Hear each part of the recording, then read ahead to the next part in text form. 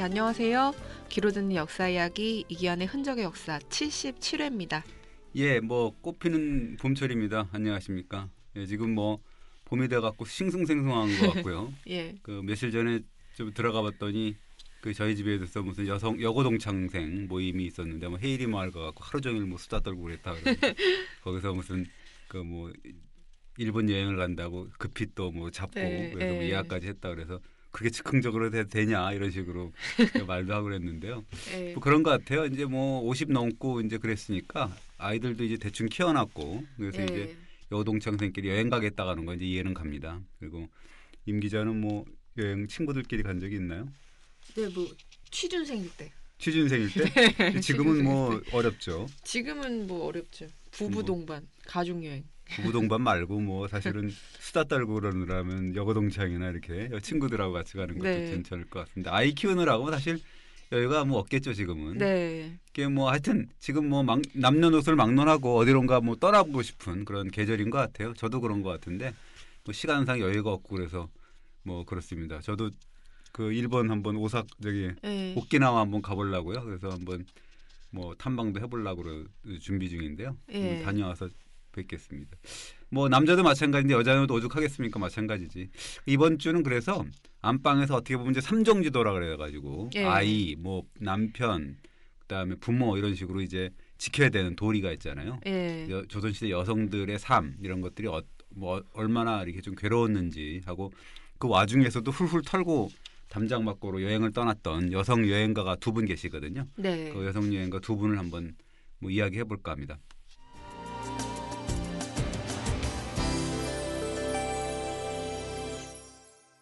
근데 조선은 유교 사회니까 여성들이 여행하기는 쉽지 않았을 것 같은데요.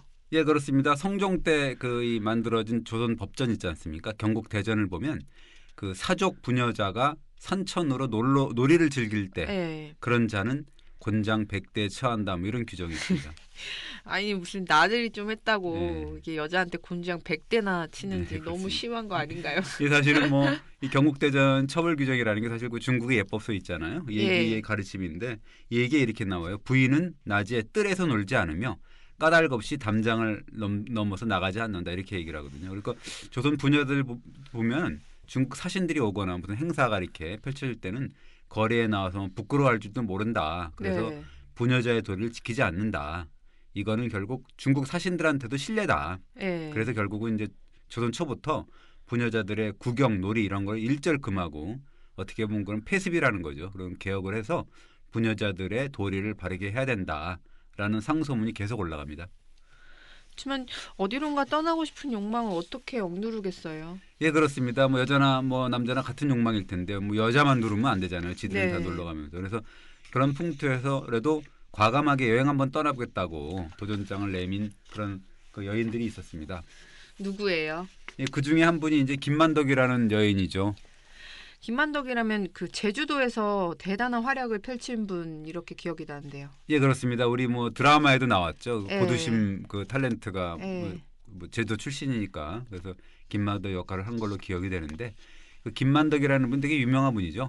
그러니까 이 1739년에 태어나셔서 1812년에 이제 그 사이에 활약하신 분인데 예. 이 당시에 그 제상인 최재공이라는 분이 쓴 번암집에 보면은 거기에 만덕전이라고 해서 만덕의 그 일종의 전기를 살짝 이렇게 조금 해놓습니다. 원래 김만덕은 그 제주도 양가집 교수였는데 예. 어려서부터 이제 부모를 잃고 생계 때문에 그 기적에 올랐다 그래서 기생이 잠시 된 거죠. 네. 물론 20살이 돼갖고 관아를 찾아가서 울면서 다시 이제 양인이 되겠다라고 호소를 해서 다시 양인이 됐다고도 뭐 여긴 돼 있는데 그랬는지는 잘 모르겠습니다. 어쨌든 김만덕은 그런 이후에도 제주도 남자들하고는 결혼하지 않겠다 이렇게 예. 하면서 독신으로 지내고 그러면서 이제 뛰어난 장사 수완을 발휘해서 결국 수십 년 사이에 큰 부자가 됐다 이렇게 기록이 돼 있습니다. 대단한 능력을 갖고 있는 여자인데요. 저는 그 이미연으로 기억합니다. 아, 이미연 제가 찾아보니까 2010년에 이미연 이미연 드라마가 옛날? 나온 적이 있어요. 그 전에 아마 고두심일 건데 이게 세대 차이가 나는 것 같은데 네. 저는 90년대나 80년대 같은데 2010년. 여기서 확인되는 세대 차. 어쨌든 난 사람이죠. 그러니까 예. 이 그렇게 해갖고 이제 그 장사 수완을 발휘해서 큰 부자가 됐는데 지금 거부라고 하죠. 거부. 예. 1795년에 그 나라에 큰 기근이 들어가지고 제주도 백성들이 이제 굶어 죽는 일이 이제 속출했다 그래서 그때 이제 김만덕이 천금을 들여서 육지에서 곡식을 사와서 제주도 백성들을 구휼했다 그럽니다. 그렇게 되니까 이제 제주도에서는 김만덕을 칭송하는 소리가 이제 잦아했을 거 아니에요. 제주 목사가 장계를 올려서 이제 김만덕의 선행을 보고를 합니다. 그러니까 정조 임금이 제주 목사를 통해서 그럼 김만덕의 소원을 한 가지 들어주겠다라고 네. 합니다. 그런데 김만덕의 소원이 굉장히 의외였어요. 뭐 여행을 가고 싶다고 한 거예요? 예, 그렇습니다. 뭐 아까 뭐 주제가 그러니까는 뭐 네네. 그렇게 짐작이 갈 텐데 뭐라 그러냐면은 저는 늙고 자식도 없습니다. 그리고 신분을 바꿀 뭐 신분을 이렇게 좀 더 높이 네. 올라갈 마음도 없다. 그냥 육지로 나가서 한양 구경을 하고 싶고 또 한양 가는 길에 금강산도 한번 가고 싶습니다라고 얘기를 합니다. 정조 임금 이걸 허락했어요. 예, 그렇습니다. 그 뭐 당시에 그 제주도 여자는 그 육지에 갈 수 없다라는 그런 금기가 있었다 그러는 거죠. 네. 예, 그렇지만 정조 임금이 이제 뜻이 가상하니까 한번 들어줬다 그럽니다. 그래서 김만덕이 한양에 올라왔겠네요. 예, 그렇습니다. 임금이 이제 뭐 지금으로 따지면 승용차, 뭐 네. 전용 승용차까지 내주고 그 역마라 그러죠. 역마까지 네. 내줬다는 거고요. 뭐 특급 대우를 해줬다는 거죠. 그러니까 뭐 상급을 푸짐하게 달라는 것도 아니고 너무 그렇다고 신분 상승을 하겠다는 것도 아니고 그냥 뭐 서울 구경, 금강산 구경 좀 하겠다는데 뭐 얼마나 그게 뭐 어려운 일이겠습니까? 네. 그러니까 이런 그 김만덕의 사연이 사실 그때도 한양에서는 굉장히 엄청난 화제를 뿌렸다 그러는데요. 만덕전을 보면 뭐라고 나오냐면 만덕을 둘러싼 소문이 장안에 널리 퍼져서 사람들이 다투어 그녀를 만났다라고 기록돼 있습니다. 그야말로 이제 조선의 대중 스타가 된 거네요. 예, 그렇습니다. 김만덕이 일거수일투족이 화제가 된 거죠. 뭐 그의 말이라 그러면 이제 팥으로 매주를 쓴다 그래도 믿을 정도로 네. 아주 그 이 일거수일투족이 굉장히 좀 화제를 뿌렸다 그럽니다. 지금도 뭐 언론이나 이런 데서 뭐 난리를 치면 뭐 그렇게 되는 거잖아요. 근데 얼마나 인기가 높았길래요? 그 이 단적인 예가 나오는데요. 다산 정약용의 다산 신문집을 보면 이런 내용이 만덕의 얘기가 나오는데 네. 그 당시에 만덕이 서울에 올라와 갖고 자기는 눈동자가 2개다 이런 식으로 얘기를 했다 그럽니다. 네. 그래서 이제 다산 정약용이 직접 만덕을 불러갖고 확인을 해보니까 하나였다는 거예요. 그래서 이제 다산 정약용이 당신은 그 눈동자가 하나야라고 네. 얘기를 하면서 사람들한테 얘기를 했는데도 사람들이 믿지 않더라는 거예요. 그래서 이제 다산이 한탄하는 내용이 나옵니다. 아니 아무리 아니라 그래도 김만덕의 눈동자가 2개라는 그런 소문이 그 이 시중에 그냥 횡행하고 계속 소문으로 퍼져 있어서 그치질 않는다. 네. 이 사람들이 공연히 허언을 좋아하고 막 이러는데 이 스스로 본인들이 바보다 이렇게 되는 것이다라고 이제 한탄하는 내용이 나옵니다. 그러니까 당시 사람들이 그만큼 김만덕을 맹목적으로 치켜 세웠던 거네요. 요즘도 뭐 그렇죠. 영웅으로 뜨게 되면 이제 뭐라 그래도 믿는 네. 풍조고 언론이 한번 이렇게 뱉으면은 또 거둘 수 없는 그런 네. 상황이 되니까 요즘에 송중기가 아주 위인 대접을 받잖아요. 무슨 뭐 고향까지 찾아가고 뭐 거기 뭐 자동차를 닦았던 세차장까지 쫓아가더라고요. 어제 보니까. 아니 무슨 위인도 아니고 대통령은 또 뭐 송중기 만나고 뭐 인기인. 그런다는데 예, 인기인. 위인처럼 됐어요. 요즘 이상하게. 그래서 좀 심한 네. 부분도 없지 않아 있는데 하여튼 그렇습니다. 근데 정조 임금이 그렇게 김만덕을 끔찍하게 여긴 거네요.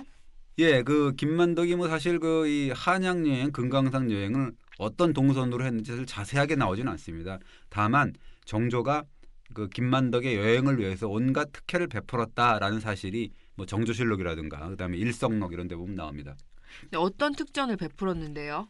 예, 그 김만덕이 한양에 올라왔을 때가 마침 한겨울이어갖고 추웠잖아요. 그래서 네. 이제 그 여행을 갈 수 없는 상황이잖아요. 그래서 봄까지 기다려야 되는 상황에서 정조가 엄명을 내렸는데 어떤 엄명을 내렸냐면 마침 한겨울이라 출발할 수가 없다. 만덕이 비록 천민이지만 그 의로운 기상은 옛날에 그 정의로운 협객에 뭐 부끄럽지 않다라는 말을 하면서 네. 봄이 올 때까지 양식을 주고 곧바로 내의원의 차비 대령인 행수의녀로 이 임시 발령을 내라. 그래서 수의 그러니까 어의죠. 어의에 소속시켜서 각별하게 돌봐주라라는 그런 명을 내려요.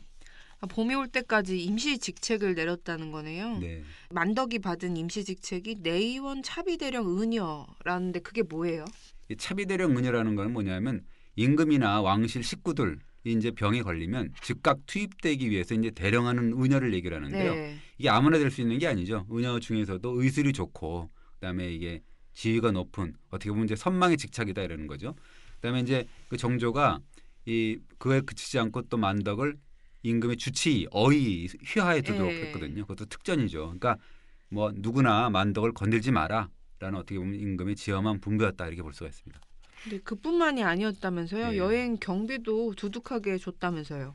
예, 이제 만덕이 금강산 여행을 마치고 돌아오는 때도 후이 대접하라. 그리고 이제 만덕이 지나간 어떤 각 도, 뭐 강원도 뭐 관철사가 될 수도 있고 경기도 관철사가 될 수 있잖아요. 예. 양식과 경비를 넉넉하게 전해라라는 특명을 내렸다고 합니다.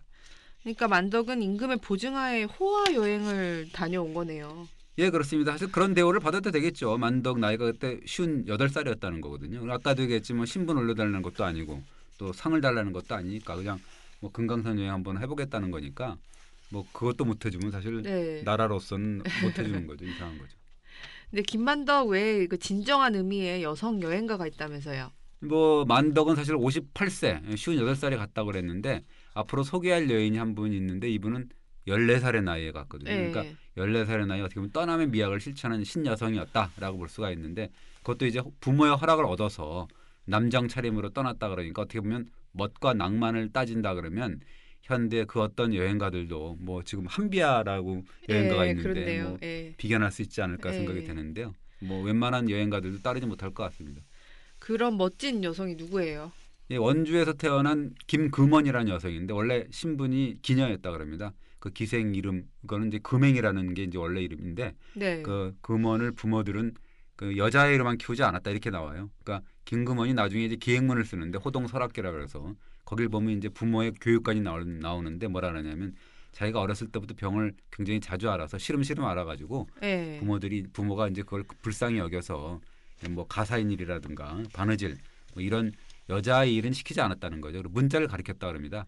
그 덕분에 이제 그 유경전, 그다음에 역사서 이런 것들 다 보고 고금의 문장도 본받게 됐다라고 이제 자랑을 하게 됩니다. 그러니까 어렸을 때부터 보통 내기가 아니었던 거네요. 예, 그렇습니다. 지금 따지면 14살이라 그러지만 만 13살이니까 지금 몇 살이죠? 중학교 1, 2학년 되는 것 같은데 예. 뭐 그런 소녀가 조선 여성이라면 당연히 가져야 될 부녀자의 도리 이런 것들 단호히 거부하고 담장밖에 여행을 추구했던 거잖아요. 네. 그럼 뭐라고 쓰냐면은 눈으로 넓고 큰 산하를 보지 못하고 마음으로 온갖 세상사를 겪지 못하면 자기가 변화할 수도 없고 이치에 도달할 수도 없다. 예. 지금까지 여자는 오로지 대문 밖을 나가지 못하고 오직 음식을 만드는 일이나 논할 뿐이었다라고 이제 얘기를 합니다.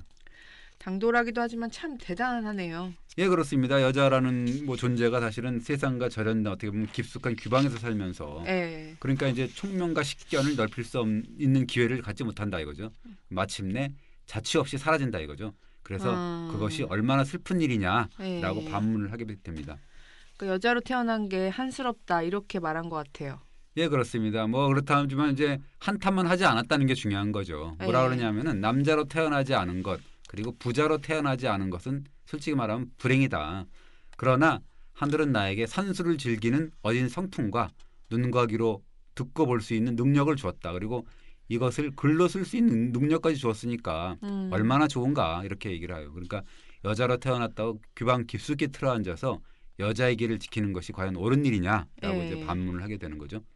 말하자면 내 여행을 떠나니 허락해 달라 이렇게 말을 한 거네요. 뭔가 네. 세상을 향한 출사표, 뭐 도전장 이렇게 볼 수 있을까요? 예, 그렇습니다. 그리고 그렇게 얘기를 합니다. 결행을 합니다.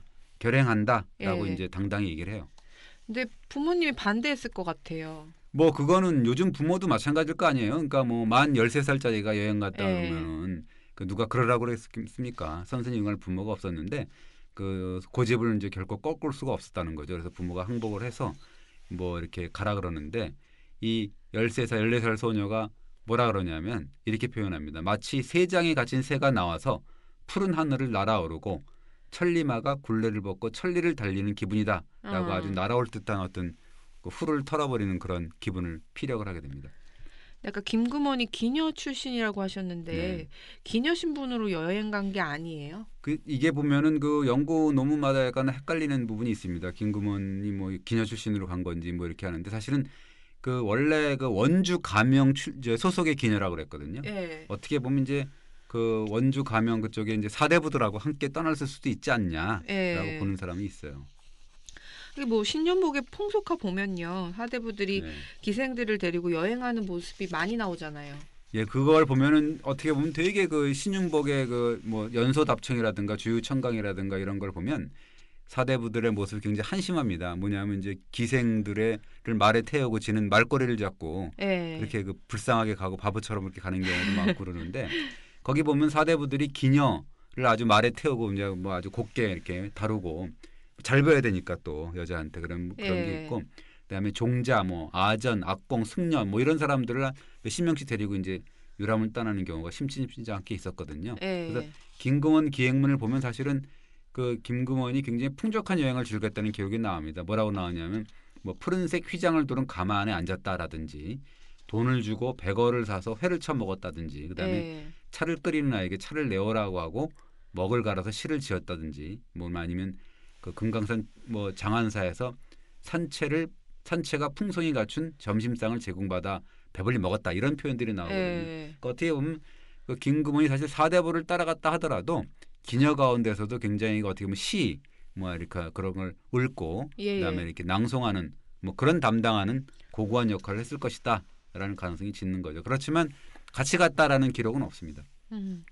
어쨌든 김궁원이 맨 처음 간 곳은 어디예요? 이 원주하고 가까운 곳이 이제 제천 의림지인데 그때가 1830년인데 뭐라고 쓰냐면은 때는 춘삼월 내 나이 14살 머리를 동자처럼 닦고 그러니까 뭐 남장을 했다는 거죠. 술에 네. 앉았다. 그 제천의 의림지를 찾았는데 애교 띤 꽃들은 웃음을 터뜨리려 하고 꽃다운 풀들은 안개 같았다 이런 표현을 합니다. 예. 그리고 이제 뭐 단양의 선양계곡이라든가 그다음에 영춘의 천연골 그다음에 옥순봉 이런 데를 둘러봅니다.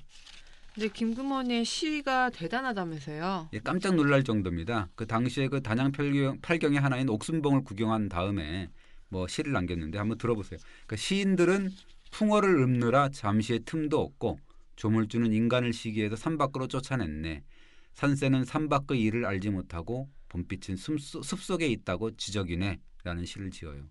이 시를 풀어보면 무슨 뜻일까요? 뭐 이런 뜻입니다. 시인들이 옥순봉의 풍경에 넋이 나가서 시를 짓자 조물주가 이제 그 시인들을 시기해서 산 밖으로 쫓아낸다는 것이고 예. 또 이제 산새 역시 산 밖의 일에는 관심이 없고 오로지 옥순봉의 봄 풍경에 취해서 지적이고 있다라고 이제 표현을 하게 됩니다.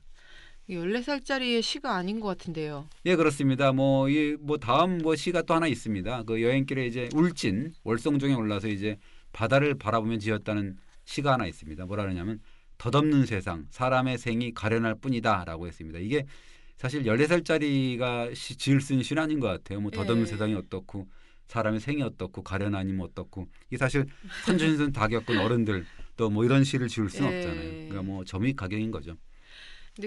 참 그 김금원도 금가산 구경을 했겠죠? 예, 그렇습니다. 뭐 장안사라든가 해서 뭐 백운대, 표운사, 목경대, 만폭동, 금강문에서 내외 금강산 전체를 둘러봤다는 건데 김금원이 이제 그 이 금강산 1만 2천 봉을 표현한 그 대목이 있습니다. 뭐라 그러냐면 눈 쌓인 언덕 같고 불상 같기도 하고 칼든 군병이 옹기종기 모여 있는 것 같기도 하고 연꽃 같기도 하고 파초잎 같기도 하고 가로 섰고 세로 섰고 예. 일어섰고 쭈그리고 앉아 있고 뭐 이런 식으로 표현을 합니다.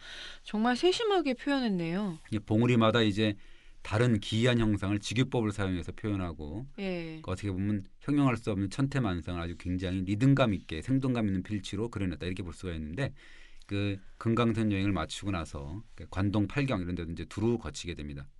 근데 관동 팔경도 정말 풍치가 대단하잖아요. 예, 그렇습니다. 지금 이제 북한 땅에 있는 건데 통천 거기 예. 충석정이라고 있는데 거기 뭐 기행문을 쓴 거 보면은 바닷속 언덕 가까운 곳에 서 있는 돌은 모두 육면으로 깎아서 하나의 떨기로 묶어 놓았다. 거의 10개다. 뭐 맷떨기의 꽃은 뭐 어떤 것은 7, 8개 기둥이요.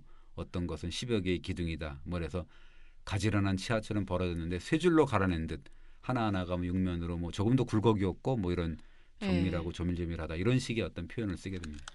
이렇게 이런 표현을 공감각적 표현이라고 하잖아요. 우리가 발음이 잘 안 되는 건데 이게 이제 공감각적. 고등학교 때도 우리가 공감각적 표현이라고 하는 네네. 건데 옛날에 누가 제 그 스포츠 기사를 보고서 어디 교재로 내면서 네. 이 이기환 기자의 표현이 공감각적이라고 표현한 게 있어갖고 내가 그 책을 지금도 갖고 있는데 굉장히 좋아서 격찬이네요. 격찬을 했다는 예. 그래서 뭐 그런 표현이 있습니다. 어제 공감각적 표현인 거죠. 그러니까 돌기둥, 그다음에 떨기일은 뭐 돌의 개수, 떨기수, 그다음에 크기, 색깔, 벌어져 있는 모습 이런 걸 아주 굉장히 생생한 필지로 묘사를 했잖아요. 그래서 예.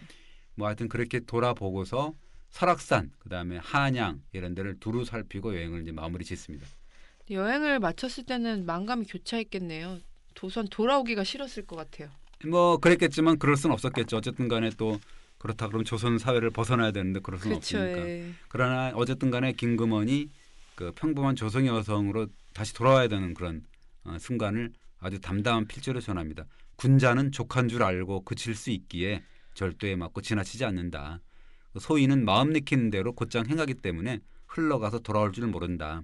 지금 나는 유람으로 수건을 풀었으니까 멈출만 하다. 이제 본분으로 돌아가서 여자의 일에 종사하는 것 또한 옳지 않겠는가. 마침내 남장을 벗어버렸다. 이렇게 이제 담담히 소감을 밝힙니다. 그러니까 여자로 다시 돌아간다 이런 말이군요. 예, 그렇습니다. 그거 문장에는 여공이라고 나오는데 여공이 예. 바느질, 뭐 집안일 이렇게 하고 그렇거든요. 그래서 남장을 풀고 일상으로 복귀하겠다는 거죠. 이성을 찾았다는 거죠. 현실은 냉엄하니까 어쩔 수 없잖아요. 근데 돌아와서 사대부의 첩이 된다면서요? 예, 뭐 조선의 법이라는 게 원래 그 어머니가 기생이면 어머니 신분을 따라야 되기 때문에 어쩔 예, 수 없이 그렇죠. 기생일 예. 수밖에 없는 거죠.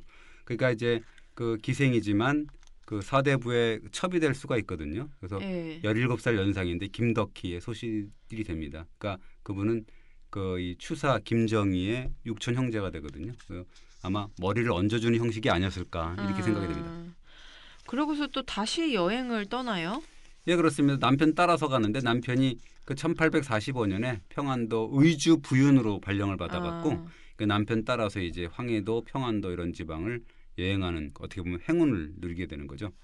근데 소실이라면서 어떻게 따라가게 됐어요? 뭐 이것도 사실 아픈 그 사연인데 본부인이 있었을 거 아닙니까? 예. 그러니까 본부인은 또 사실은 가문을 단속해야 되잖아요. 예. 그러니까 그 고향에서 그래서 본부인 입장에서 보면 가슴 아픈 이야기인데 그 김금원으로서는 오히려 운이 좀 좋은 케이스였다 이렇게 볼 수가 있습니다. 그게 2차 여행이라는 거죠? 네, 그렇습니다. 14살 때 간 거는 이제 1차 여행이었고 예. 그 이제 소실이 돼 갖고 두 번째 남편 따라 갔다 온 게 2차 여행이었을 거 아니에요. 그러니까 어떻게 보면 그 이 삼남 지방 그러니까 전라도나 경상도를 빼고는 다 다녀왔다는 거죠. 한경도도 안 갔네요. 어쨌든 이 3도를 빼놓고는 다 갔다 볼 수가 있습니다.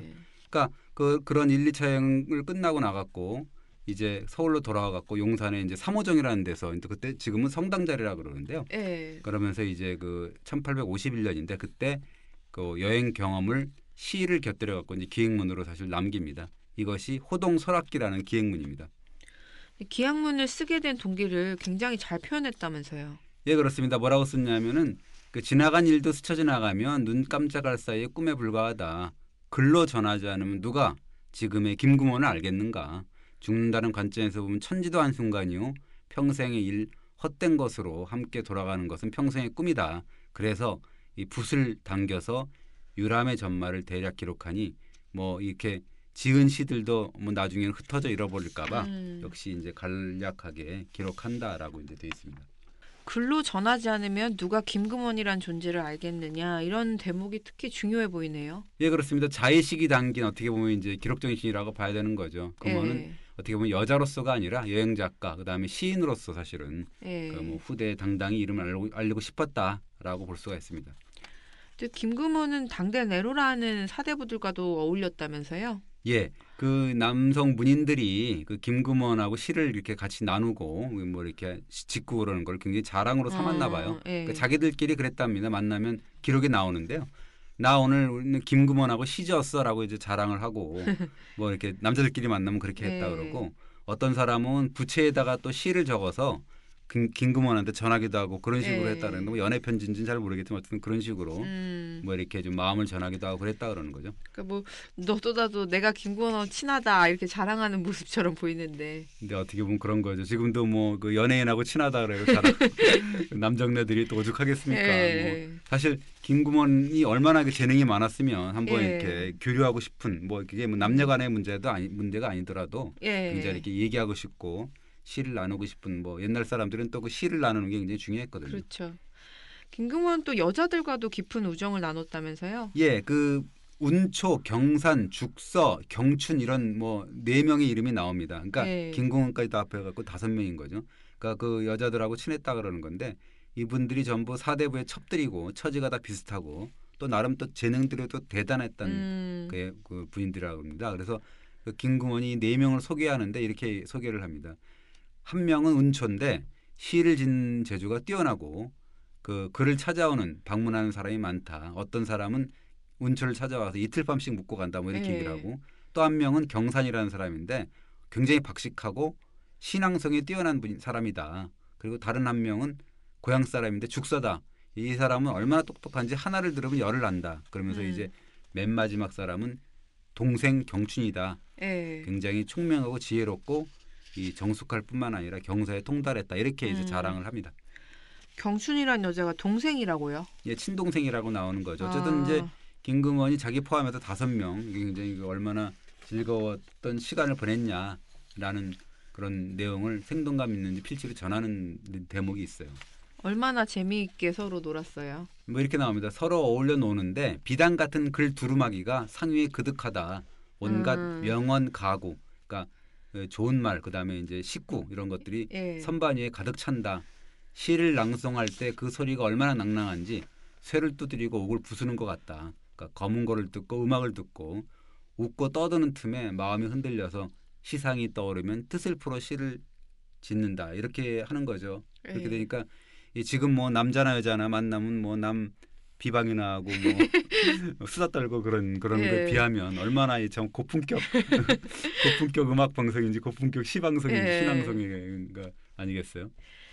말하자면 뭐 시를 사랑하는 여류 동호회 같은 건 것 같아요.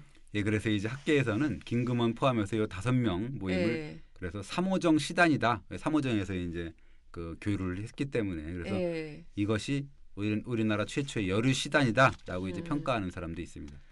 뭐 지독하다면 지독할 수도 있는 우정을 나누었다는 증거가 있다면서요? 예, 김금원이 이제 그 이 친구 죽서라는 사람인데요.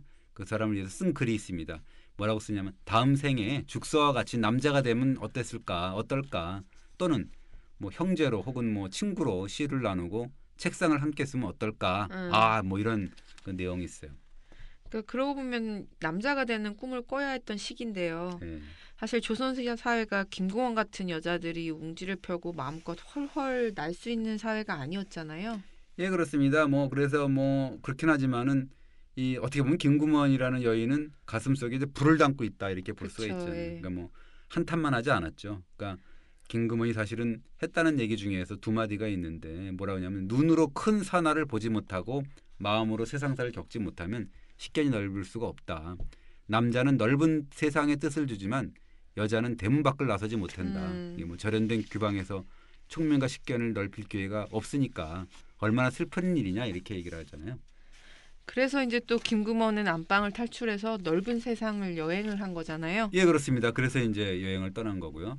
또 한 말이 있잖아요. 뭐라냐면 그러나 지나가는 일도 스쳐 지나가면 눈 깜짝할 사이에 한바탕 꿈이다.